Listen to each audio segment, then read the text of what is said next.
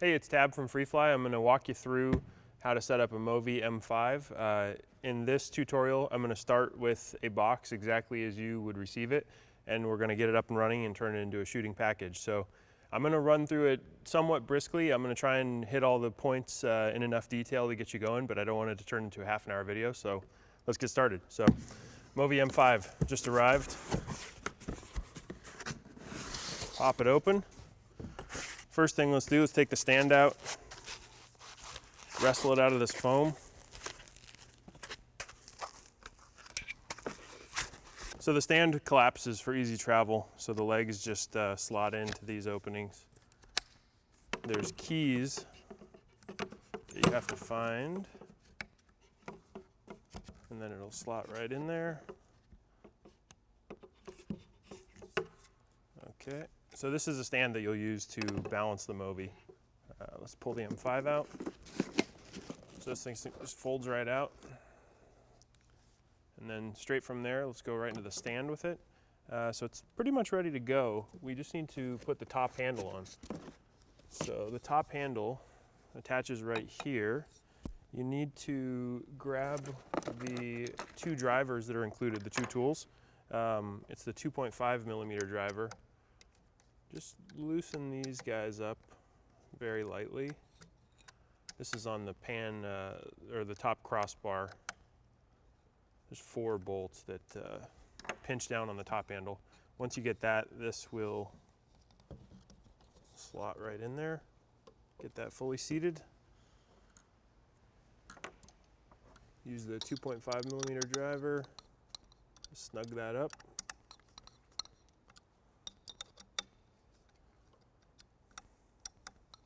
Just finger tight, you don't have to go crazily tight. All right, now we're ready to get started. So we've got the whole M5 and we've got it in the stand and ready to dig in and get a camera mounted to it. So the first thing we'll need to do is there's 2 removable adjustable camera plates. There's a top one and a bottom one. On the M5 we capture the camera on the top and the bottom. So the first step will be to remove those. So you'll undo this top clamp.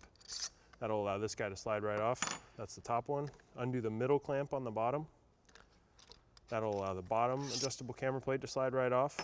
And then we'll need to mount those 2 camera plates to our camera. The bottom one is straightforward. We're just going to mount the camera plate to the 5D here.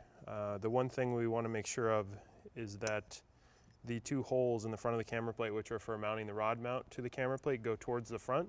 And then the other thing we want to pay attention to is we want to mount the camera plate in such a way that it extends to wherever the CG point of the camera is. So I know on this is 70D with a 16 to 35, the CG is right about at the lens mount. So if I mount this in almost the last hole,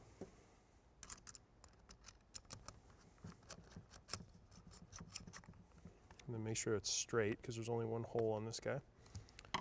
If you mount that one there, you can see that there's plenty of camera plate where we'll actually hit balance on the gimbal. So now we'll need to install this is the adjustable camera plate which goes into the hot shoe mount on the 70D. So this comes pre-assembled. You'll need to grab the 2 millimeter driver that we include. Loosen these 2 bolts up. These are 3 millimeter flathead screws. And once you loosen those, you'll have this little machined aluminum piece which is designed to fit in the hot shoe. So that goes right in there. And then you have the 2 screws. So just get each of the screws started before you really start tightening it down. This will allow you to adjust it and get both to fit nicely. And what that does is gives us a nice stable platform on both the top and the bottom of the camera to mount to, which with the smaller cameras that you're likely to run in the M5 will actually really help with the stability and tuning of the system. So let's go ahead and install this on the MōVI now. The same middle toggle clamps that allowed us to release those camera plates, we need to make sure those are open because that's what will allow us to slide the camera package in there. We also need to the 2 top and bottom crossbars are adjustable vertically to fit different size cameras. So you're going to need to loosen these side toggle clamps And what that does is that allows this whole crossbar mechanism to float up and down. And so when we first install this our camera package in the camera cage, we're going to need to have that flexible so that we can slide that one in, and then we can position this one where it needs to go. So you can see there I just slid that down a little bit to be the right height for the 5D. And then I will slide that in. I'll just keep going back and testing.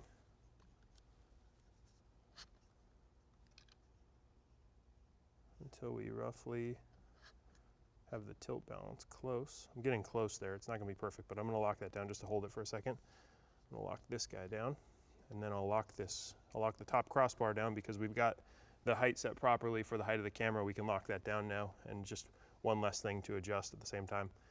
So you can see I went a little bit too far, and my tilt needs to come forward. So I'll loosen the top one, and I'll loosen the middle bottom one, and I'll just inch that forward very slightly and kind of check with my finger, let it go. Okay, we're very close. I'm going to call that good for now. Okay, so now we have tilt fore aft roughly balanced. Let's move on to tilt vertical. So for tilt vertical in the M5, it's a little different on the M10. We're actually, now that the camera's locked in this cage, we're going to adjust the whole cage up and down to achieve the proper tilt vertical balance. So I'm going to point the camera lens up into the air, and then I'm going to loosen the 4 side toggle clamps. And this allows me to shift this whole cage up and down. So I'm basically going to let go. It wants to tip back that way, which means the vertical CG is too far this way, means it's too high. So I need to pull this whole cage down. So just use both thumbs and just kind of pull it down slowly and check. Okay, so I went too far there.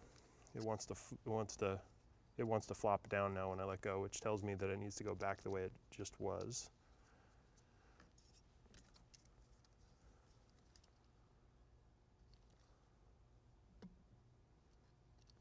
A little bit more. Okay, so we're getting really close. So right now, you can see fore and aft, it wants to stay.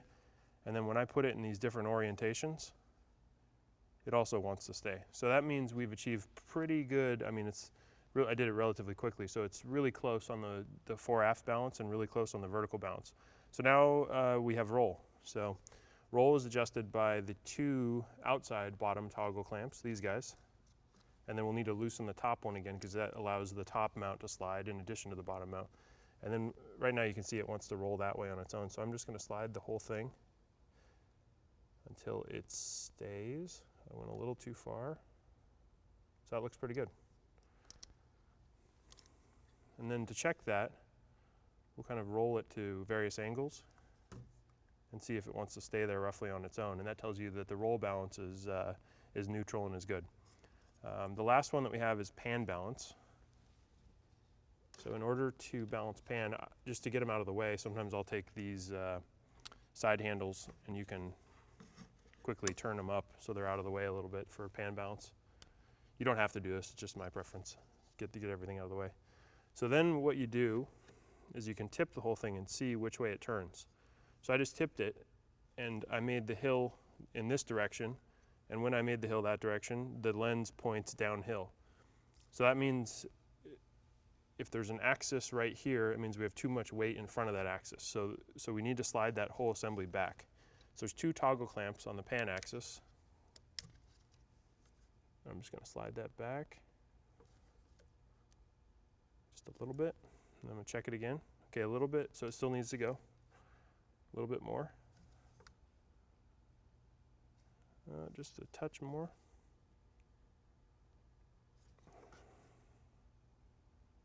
So that's pretty good, it's staying.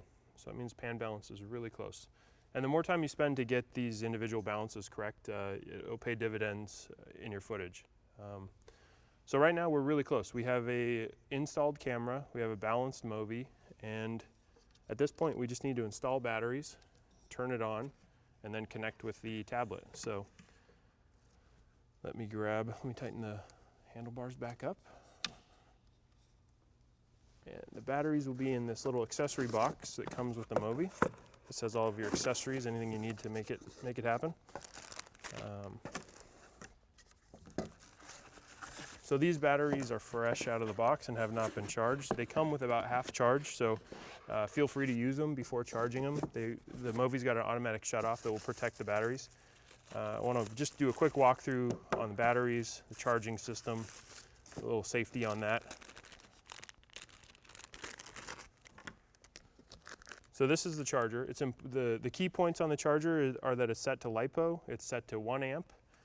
Additional safety tips. In general, you want to plug the charger into the wall before you plug it into a battery. So you want to have this cord plugged into the back of the charger, running out to the wall.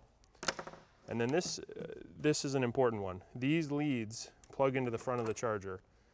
They're colored black and red, so you need to plug the leads into the corresponding outlet. These always need to be plugged in if you're going to charge. If you plug in this lead and these are exposed and these two touch, those two can short, and that's dangerous. So never plug this into a battery or anything else unless these are installed in their respective outlets.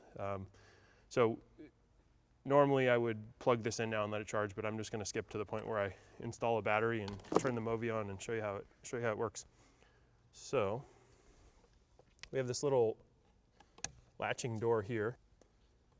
The MōVI battery just fits right in there. Make sure the wires don't get pinched when you close the little door. Close that door. You want to make sure the switch down here is turned off. Always needs to be off when you plug in the battery. So the battery connector is keyed and it goes right to this red connector. So you'll just plug that guy in. Okay, so the battery's plugged in, we're all balanced. I'm going to turn the MōVI on for the first time. We'll switch back here. Okay, so MōVI's on. Now we connect to it with a tablet, a Mac laptop, or a PC laptop and get the Freefly Configurator app up and going. The main things we're interested in are the 3 stiffness settings: the pan stiffness, the roll stiffness, the tilt stiffness. We publish recommended settings for a wide variety of cameras. You can look at those and consult those and try and match your camera package to as close as one that we have settings for. The alternative way is you just set them manually. So they're set fairly low from the factory, and we'll just increase them until we get an oscillation on that axis, and then we'll back it down some amount. So I just hit 100, 120, 130, 40, 50. Okay, so it's starting to oscillate on the pan axis. I know just from setting up the 5D a bunch that the setting I like that provides really great footage is 130 on the pan axis. I'm going to go to the roll axis, increasing the stiffness. I just hit 65, 75, 85, 95. You can see roll axis is oscillating. I know from playing with this earlier, 75 is a good setting for roll axis. I'm going to leave it there. Tilt stiffness, same thing. I'm going to run it up. Okay, we're oscillating, so I'm going to take it back down. I know 40 works nicely on this camera package. One other thing is the tuning you get in the stand will be a little bit different than when you have both hands on it. So while you're tuning it in the stand, pick it up and feel it. You'll usually be able to achieve higher stiffness settings when it's in your hand. Human body provides a lot of damping and cancels out a lot of the feedback and resonance. I'm happy with all these settings. I'm going to write these settings, go System, Write Settings. Write settings to memory, yes. Okay, so those settings are saved in the flash. If we turn this off and turn it back on, those settings are going to come up. This thing is ready to shoot with. If I turn the camera on and shoot with it right now, it's going to be producing beautiful, smooth footage. The 2 items that determine how smooth the footage will be are strictly how accurately you've balanced it in the previous step, and then if you've achieved adequate stiffness settings in the app. It's strictly those 2 things which will determine the performance of your footage. Yeah, you're up and running and ready to shoot. We'll dive into each part of the setup in a little more depth in the next sections. Thanks.